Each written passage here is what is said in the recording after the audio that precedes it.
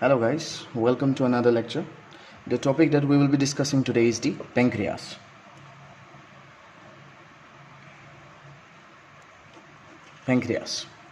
Now pancreas जो है ये एक ऐसा ग्लैंड है जो पार्टली एक्सोक्राइन है और पार्टली एंडोक्राइन है, मतलब ये दोनों के दोनों ग्लैंड्स प्रेजेंट है इसमें. सो pancreas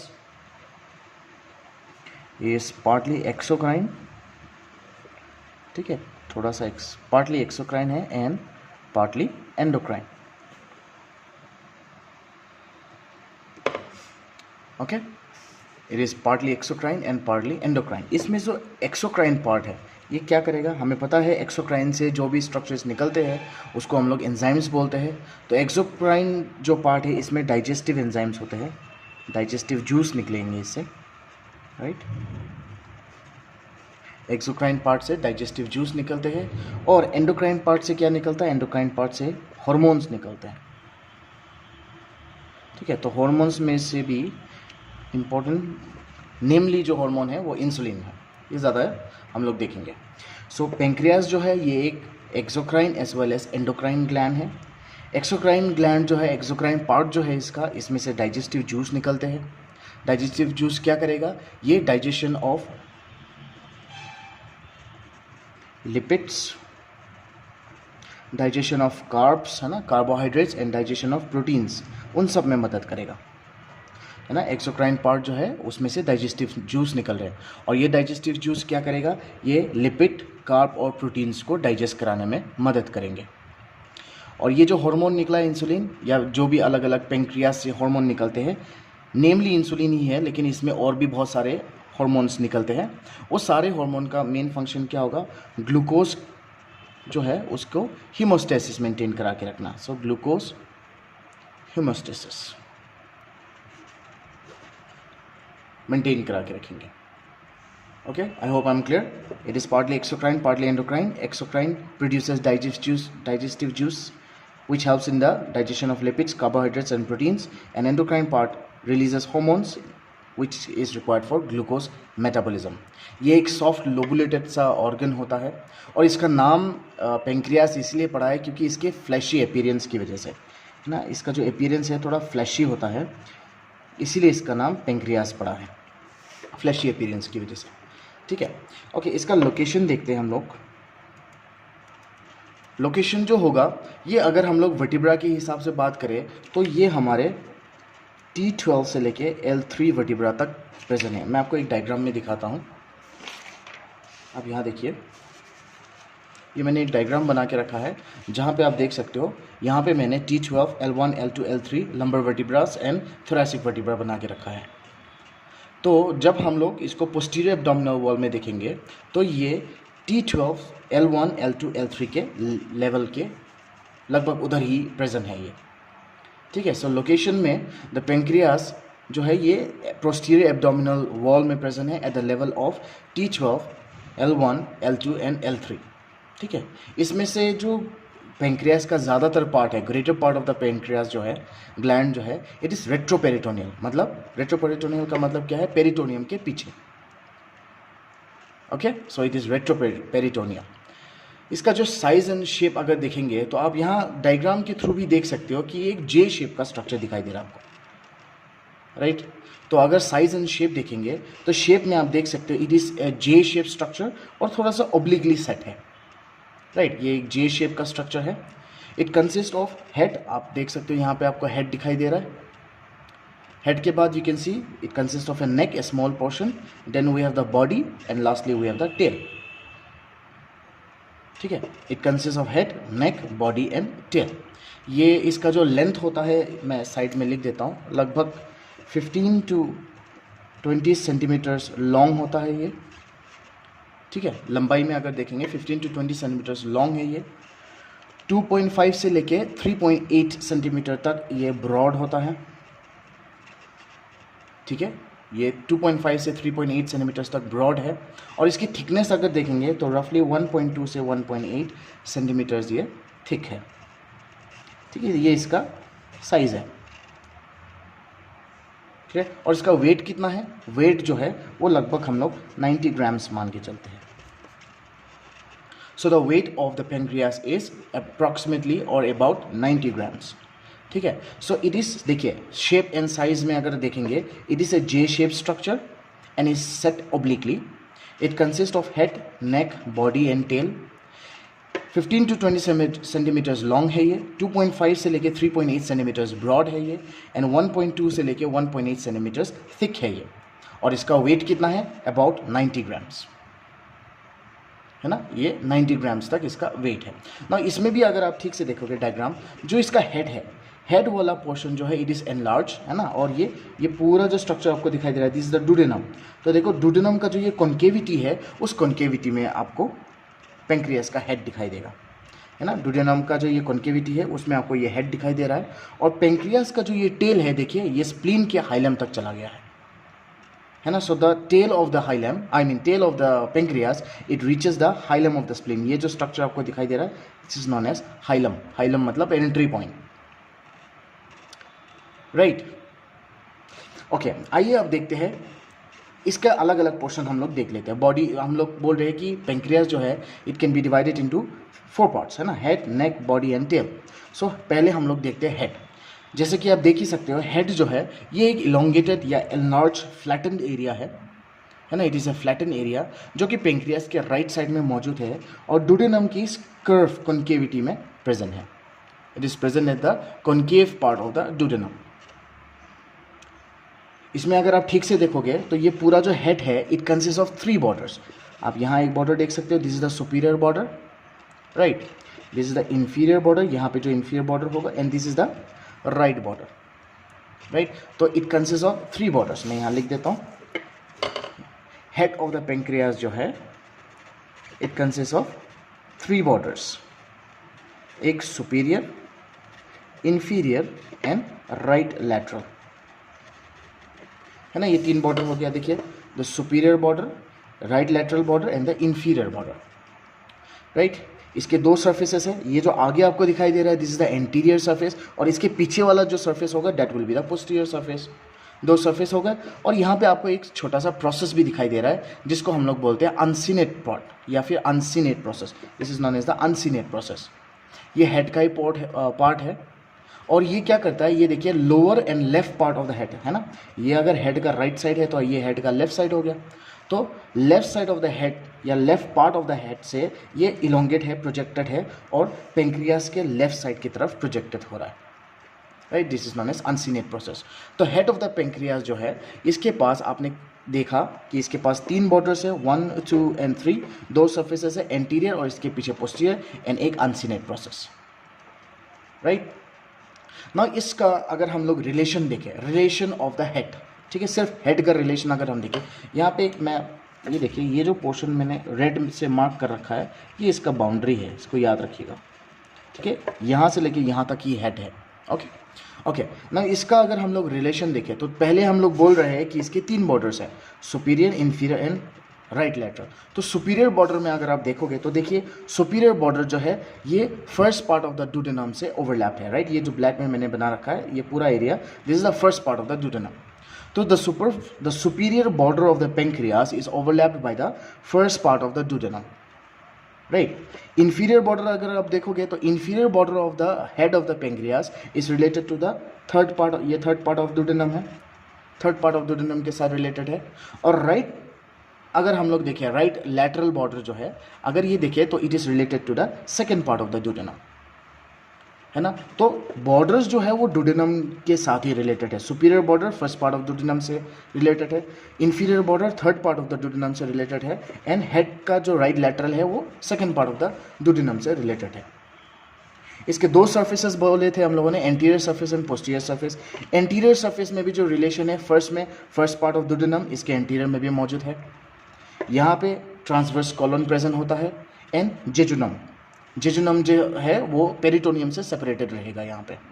तो ये इसके एंटीरियर रिलेशन में आता है। क्या क्या आता है, first part of the duodenum, anterior relation में we have first part of duodenum,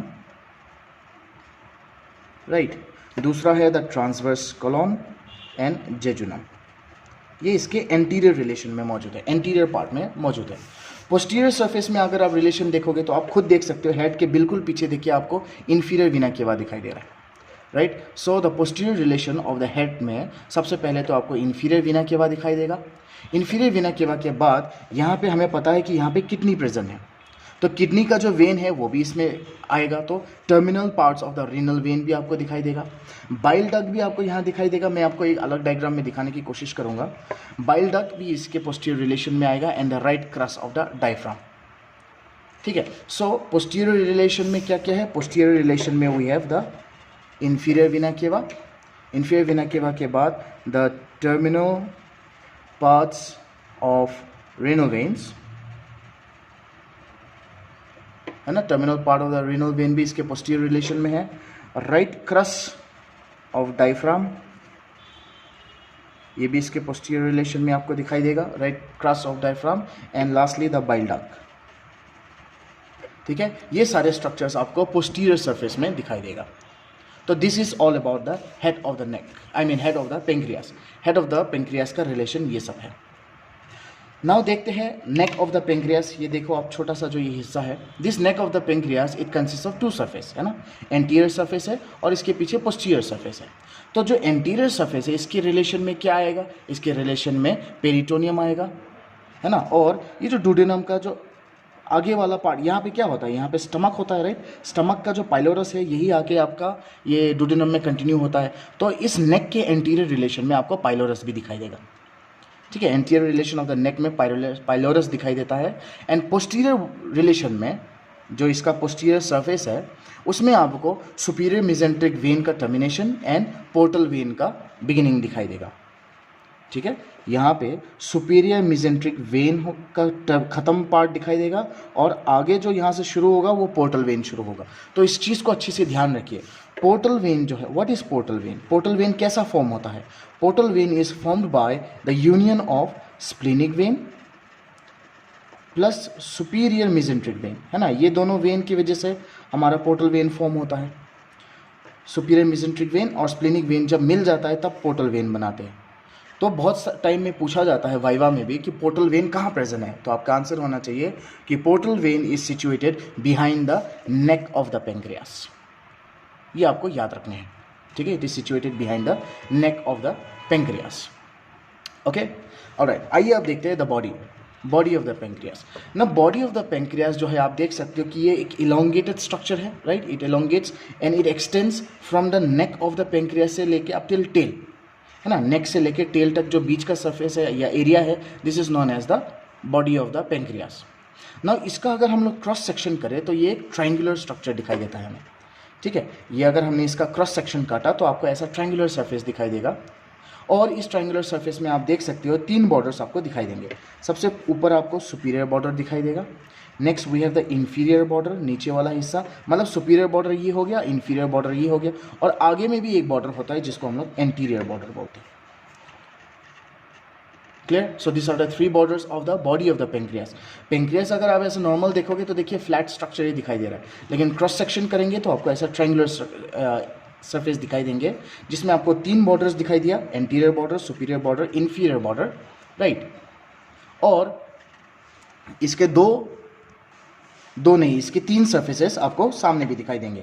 ये जो आगे दिखाई दे रहा है this is the anterior surface, ये नीचे वाला इंफीरियर सरफेस एंड पीछे वाला is the posterior surface. Clear? I hope I am clear. ना अगर हम लोग इसी का रिलेशन देखें तो पहले आइए रिलेशन ऑफ द बॉर्डर्स देख लेते हैं। ठीक है, relation of the body of pancreas में सबसे पहले बॉर्डर्स का अगर हम रिलेशन देखें तो ये जो एंटीरियर बॉर्डर है, इस एंटीरियर बॉर्डर में ट्रांसवर्स मेसोकोलोन को अटैचमेंट प्रोवाइड किया जाता है। ठीक है, एंटीरियर बॉर्डर जो है इस एरिया में ट्रांसवर्स मेसोकोलोन को अटैचमेंट प्रोवाइड किया जाता है। ठीक है, so anterior border it provides attachment to the root of the transverse mesocolon. ठीक है, मैं आपको यहाँ दिखाता हूँ, ये देखिए जो ग्रीन में दिखाई दे रहा है ना, दिस इज द ट्रांसवर्स मेसोकोलोन। तो आप देख ही सकते हो कि ये एंटीरियर बॉर्डर में अटैच है, right. Okay, now superior border में अगर हम लोग देखेंगे तो सुपीरियर बॉर्डर, अगेन मैं ये डायग्राम दिखाता हूँ आपको, ये superior border of the body of pancreas है। इसके बिल्कुल ऊपर में आपको देखिए एक एलोंगेटेड छोटा सा एक एलिवेटेड एरिया दिखाई दे रहा है। इस एलिवेटेड एरिया को हम लोग ट्यूबर ओमेंटल बोलते हैं। ठीक है, this is known as tuber omental. Right.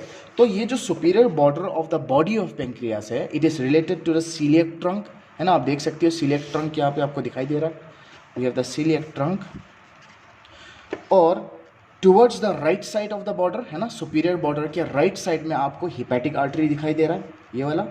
And towards the left side में देखिए स्प्लेनिक आर्टरी आपको दिखाई दे रहा है, ठीक है। सो सुपीरियर बॉर्डर जो है it is related to the coeliac trunk, hepatic artery towards the left right side and splenic artery towards the left side, है ना। Inferior border of the body, I mean ये बॉडी ऑफ द पेंक्रियास को अगर आप देखोगे तो देखिए it is related to the superior mesenteric vessels towards the right end, है ना। राइट साइड में आप देख सकते हो सुपीरियर मिजेंट्रिक वेसल आपको दिखाई दे रहा है, this is the superior mesenteric vessel. Clear, ये याद रखिए। नाउ इसके जो सर्फेसेस है, जैसे हम बोल ही रहे हैं कि it consist of 3 surfaces, anterior surface, inferior surface and the posterior surface. तो एंटीरियर सरफेस जो है ये कंप्लीटली कवर्ड रहता है पेरिटोनियम से, ओके। एंटीरियर सरफेस ये ऊपर, मैं अगर यहाँ एक छोटा सा ऐसे ही इमेजिनरी लाइन बना दूँ, ठीक है, ऐसा, तो आप समझ सकते हो ये जो ऊपर वाला हिस्सा है this is a anterior surface, है ना। तो ये जो एंटीरियर सरफेस है ये कंप्लीटली कवर्ड रहता है पेरिटोनियम से, और ये स्टमक और लेसर सैक के साथ रिलेशन में रहता है। ये जो पोस्टीरियर सरफेस है it is devoid of peritoneum, याद रखिए।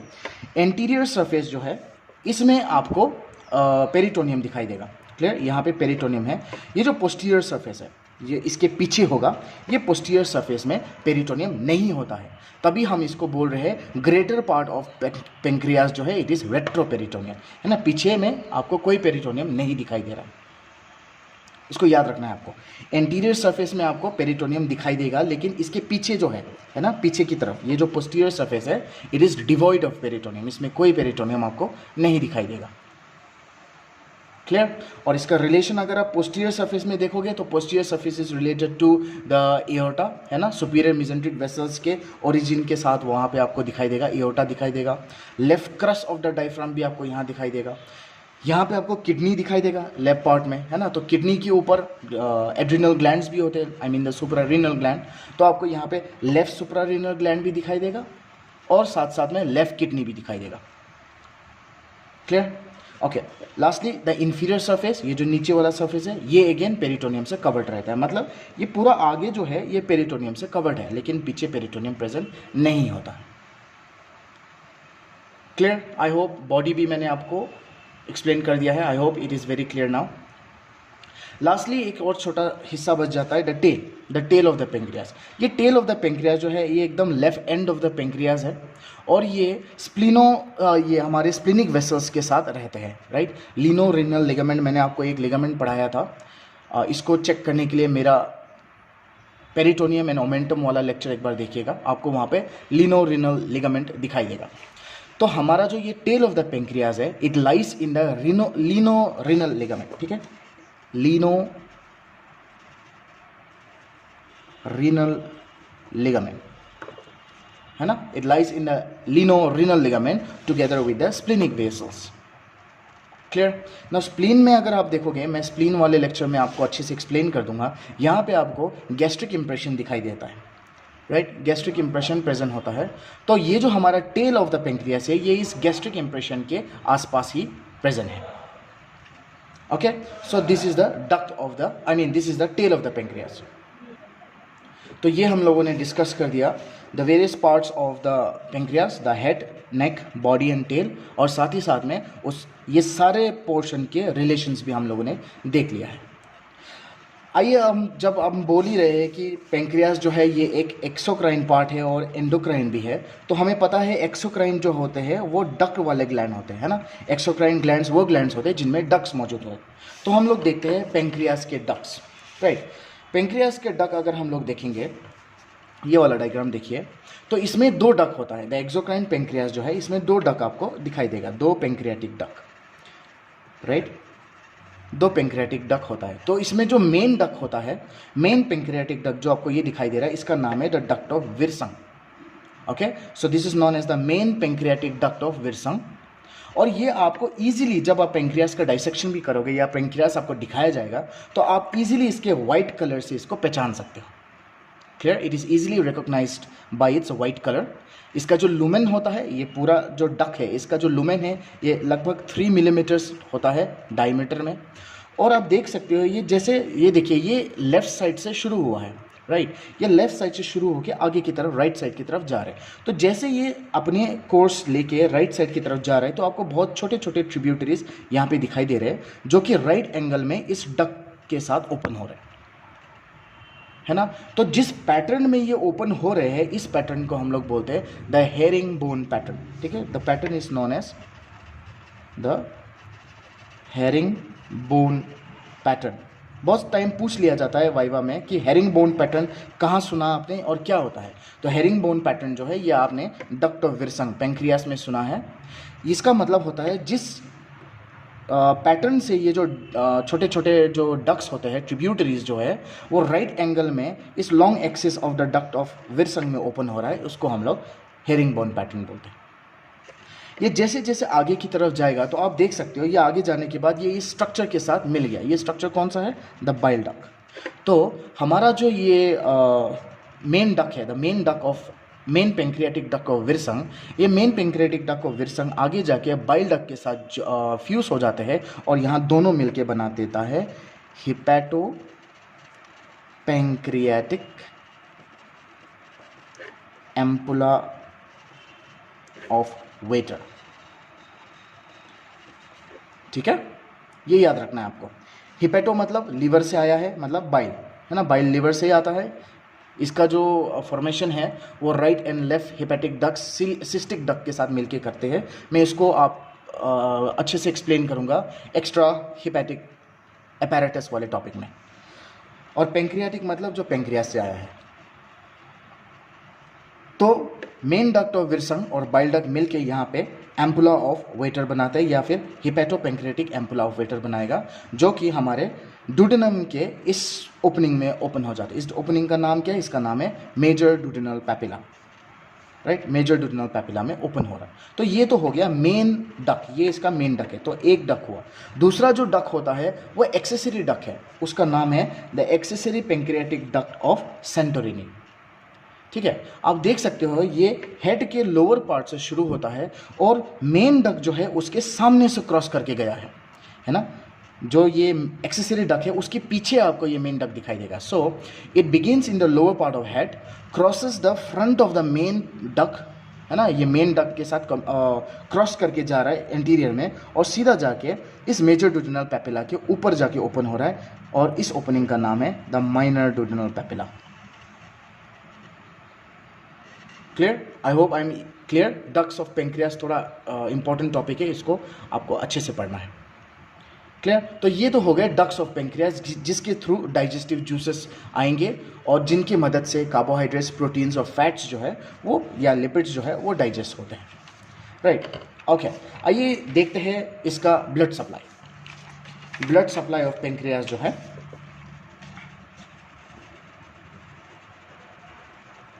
It is supplied bye 3 arteries, ठीक है। तो अगर आप ये वाला डायग्राम देखोगे तो आप देख सकते हो सीलियक ट्रंक का जो ये स्प्लेनिक आर्टरी है, ये स्प्लेनिक आर्टरी जब यहाँ से स्प्लीन की तरफ जाएगा तो ये छोटे छोटे ब्रांचेस यहाँ पे दे देते हैं, ठीक है। तो इसका जो मेन पूरा पेंक्रियास का जो मेन सप्लाई है it is mainly supplied by pancreatic branches of splenic when, I mean splenic artery, pancreatic branches of splenic artery, ठीक है। ये इसका मेन है। उसके साथ साथ ये सुपीरियर पैंक्रेटिको डुडेनल आर्टरी से भी सप्लाई होगा, पैंक्रेटिको डुडेनल आर्टरी उससे भी सप्लाई होगा और इन्फीरियर वाले से भी, इन्फीरियर पैंक्रेटिको डुडेनल आर्टरी से भी ये सप्लाई होते हैं, ठीक है। सो this is the arterial supply. इसका जो वीनस सप्लाई होता है, वीनस सप्लाई जितने भी वेन्स होते हैं यहाँ पे पेंक्रियास के, ये सारे के सारे वेन्स ड्रेन कहाँ पे होंगे? It drains into the portal when, ठीक है।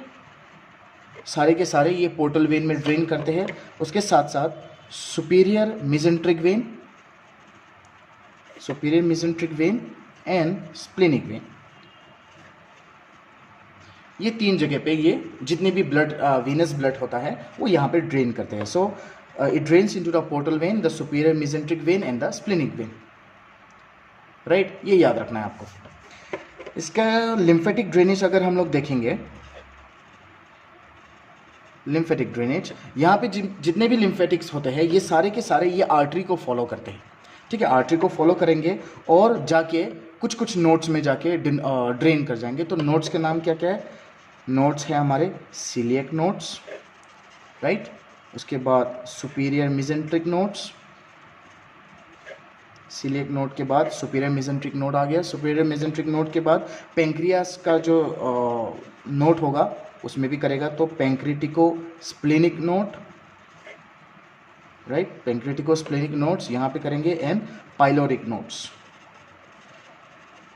ये जो 4 नोड्स है, इन 4 नोड्स में मतलब जो नोड्स मतलब लिम्फ नोड्स है ना, लिम्फ नोड्स, इन लिम्फ नोड्स में लिम्फेटिक ड्रेनेज होता है। नाउ ये अगर आपको इनकी पोजीशन देखना है कि ये कहाँ कहाँ प्रेजेंट होते हैं, तो मेरे लिम्फेटिक ड्रेनेज ऑफ स्टमक वाला टॉपिक ज़रूर देखिए, लिम्फेटिक ड्रेनेज ऑफ स्टमक, उसमें मैंने आपको डायग्राम के थ्रू एक्सप्लेन किया है, तो आपको वहाँ पे समझ आ जाएगा कि ये कहाँ पे प्रेजेंट होता है।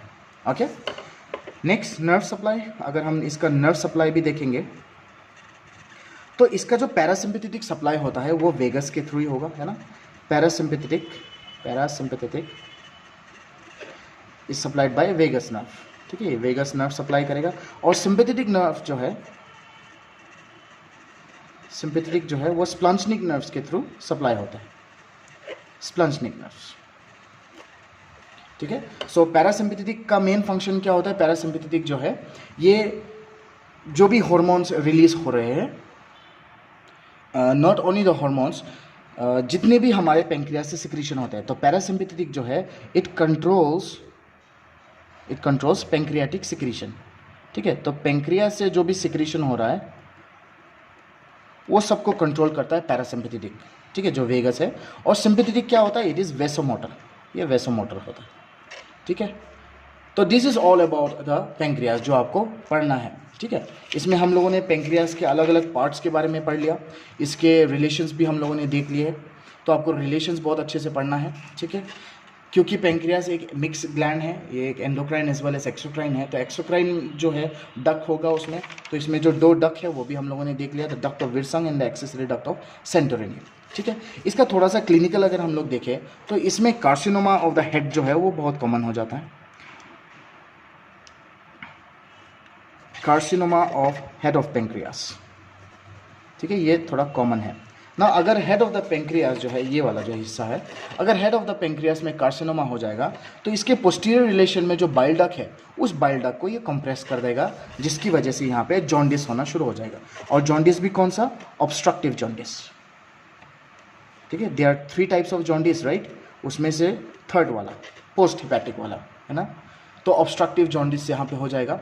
ऑब्स्ट्रक्टिव जॉन्डिस देखिए मैं आपको इधर दिखाता हूँ, ये जो हेड ऑफ द पेंक्रियास है, राइट, इस हेड के बिल्कुल पीछे, right, we have the portal vein, I mean the bile duct. इस बाइल डक्ट को अगर कार्सिनोमा ने प्रेस कर दिया तो ऑब्स्ट्रक्टिव जॉन्डिस होना शुरू हो जाएगा। उसके साथ साथ हमें ये भी पता है कि नेक ऑफ द पेंक्रियास, ये जो नेक ऑफ द पेंक्रियास है इसके बिल्कुल पीछे कौन सा वेन फॉर्म हो रहा है? उसके पीछे फॉर्म हो रहा है the portal when, right. Now अगर पोर्टल वेन को भी इन्वॉल्व कर दिया और पोर्टल वेन को भी प्रेस कर दिया तो फिर जो कार्सिनोमा है या आसपास के पूरे रिलेशन, मतलब आसपास में जितने भी इसके अराउंड में ऑर्गन्स प्रेजेंट है या ग्लैंड्स प्रेजेंट है या फिर सब्सटेंसेस जो यहाँ पे प्रेजेंट होगा लाइक द स्टमक, उसमें भी ये इफेक्ट करना शुरू करेगा। तो carcinoma of the head of the pancreas ना कि सिर्फ पेंक्रियास को इफेक्ट करेगा, लेकिन जो इसके आसपास स्टमक है या फिर कोई स्ट्रक्चर्स मौजूद है इस head of the neck, head of the pancreas के आसपास, उसको भी ये इफेक्ट करना शुरू करेगा, ठीक है। So carcinoma of the head of the pancreas बहुत ज़्यादा कॉमन है और जिसमें ऑब्स्ट्रक्टिव जॉन्डिस बहुत ज़्यादा होता है। दूसरा जो है वो है acute pancreatitis, right. Now pancreatitis मतलब क्या है? Inflammation of the pancreas, right. Now acute pancreatitis जो होता है ये एक इन्फ्लेमेशन है जो कि पेंक्रियाटिक डक्ट जो है उसके ऑब्स्ट्रक्शन की वजह से हो सकता है ना। यहाँ पे जो ये डक्ट है, अगर ये डक्ट को किसी ने ऑब्स्ट्रक्ट कर दिया, किसी स्ट्रक्चर ने या किसी भी कारण ये ऑब्स्ट्रक्ट हो गया, तो यहाँ पे एक्यूट पेंक्रेटाइटिस हो सकता है। इंजेक्शन ऑफ अल्कोहल भी एक कारण है, इंजेक्शन ऑफ अल्कोहल, फिर वायरल इन्फेक्शन, ये सारे स्ट्रक्चर्स क्या करेगा? इस पूरे डक्ट को ब्लॉक करने में ब्लॉक करने के लिए ये लोग कैपेबल है, राइट। तो ब्लॉक जब हो जाएगा तो ये यहाँ पे इन्फ्लेमेशन होना शुरू हो जाएगा, जिसको हम लोग एक्यूट पेंक्रेटाइटिस बोलते हैं। तो अगर ऐसा हुआ तो बहुत सारे कारण हो सकते हैं। It is a serious condition, इसको याद रखना है आपको। It is a serious condition. क्यों बहुत सीरियस कंडीशन क्यों मानते हैं हम लोग? क्योंकि ये डक्ट में जो स्ट्रक्चर्स प्रेजेंट हैं, जो एंजाइम्स है, वो एक्टिवेटेड है। नाउ अगर ये एक्टिवेटेड पेंक्रियाटिक एंजाइम्स, राइट, यहाँ पे जितने भी एंजाइम है वो सारे एक्टिवेटेड है। एक्टिवेटेड पेंक्रियाटिक एंजाइम्स जो है, अगर ये लीक हो गया है ना, ये किसी भी एरिया में लीक हो गया, right, if any of this activated pancreatic enzymes leak into the substance of the pancreas, है ना, तो यहाँ पे पेंक्रियास अगर एक्टिवेट हो गया और ये खतरनाक साबित हो सकता है। क्यों? क्योंकि ये हमारे ग्लैंड का ऑटो डाइजेशन कराना शुरू कर देगा, auto digestion of gland. Now आपने बायोकेमिस्ट्री में भी पढ़ा होगा, जितने भी एंजाइम्स हमारे बॉडी में रिलीज होते हैं सारे के सारे इनएक्टिव फॉर्म में रिलीज होते हैं। क्यों? क्योंकि अगर एक्टिव फॉर्म में ये रिलीज हो जाएगा और काम करने को नहीं मिलेगा तो ये ग्लैंड को खुद डाइजेस्ट करना शुरू कर देता है, राइट। तो एक्यूट पेंक्रेटाइटिस में ये एक बहुत सीरियस कंडीशन हो जाता है, ठीक है। सो आपको ये carcinoma of the head of the pancreas and acute pancreatitis थोड़े अच्छे से पढ़ना है। सो this is all about pancreas. Now if you have any doubt, please feel free to put in the comment box and we will discuss together. Thank you.